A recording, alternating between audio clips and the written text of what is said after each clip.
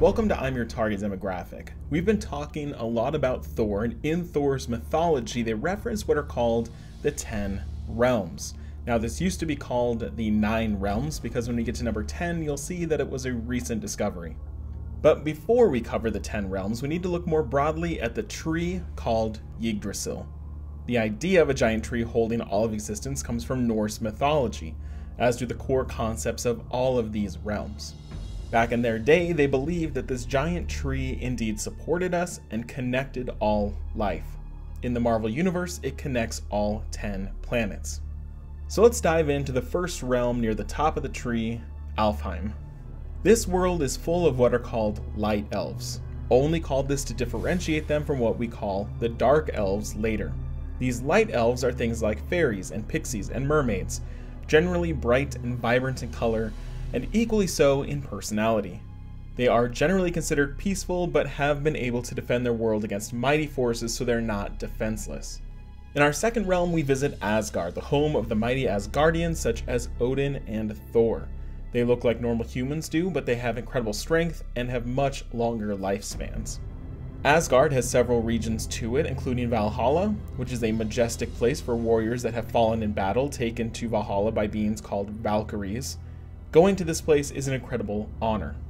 Beneath Asgard, there is a series of caves that serve as the home of the rock trolls, usually incredibly savage creatures which are usually kept secluded from the more civilized parts of Asgard. The next realm is Valheim, home to the Vanir, who are the sister race to the Asgardians, meaning they are close to humans in appearance.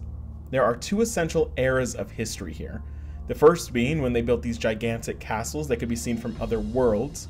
The second era is when they deserted these castles and instead lived in the woods and forests, their former homes now just ruins. Now it starts to get interesting as we get to Jotunheim, or sometimes Jotunheim, the land of giants. There was an ancient creature called Ymir that was the father of giants, and all of these giants live in this big frozen wasteland. The frost giants and their king Laufey are the most well known of the giants, but we have other varieties such as storm giants and mountain giants. The trickster god Loki is actually a frost giant that was left for dead by Laufey because he was too small. Odin, the Asgardian king, took in Loki and raised him as one of their own. Right in the middle of Yggdrasil we have Midgard, which we commonly call Earth. I'm not going to focus on this one. Next up we arrive at Niffleheim. This is the land of the dwarves, where they live underground in the caverns. Their main interest is creating weapons and armor, including Thor's hammer Mjolnir. The dwarves made this weapon for the Asgardians as a thank you for the many occasions in which the Asgardians have assisted and defended Niffleheim from troll attacks. We now go to Vartalfheim, the home of the dark elves, surrounded by forests and caverns. Due to their appearance, they're often seen as villainous and evil even without provocation, which has conditioned the dark elves to actually become more hostile. One of the more prominent dark elves to rise to power is Malekith the Accursed, an incredibly gifted sorcerer who has led many wars against Asgard, Midgard, and many other realms. We next arrive at Niffleheim, an icy and frozen planet ruled over by Hela, the goddess of death.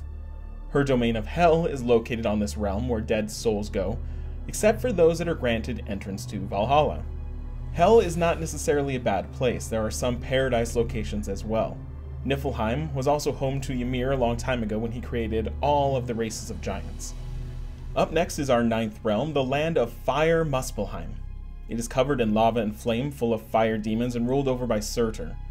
A long time ago, Surtur was trapped and chained to Muspelheim by Odin, but he reoccurs in many stories as an oppositional force to Thor and Odin. For a long time, these 9 realms were all that existed, and these are the only ones drawn from actual Norse mythology.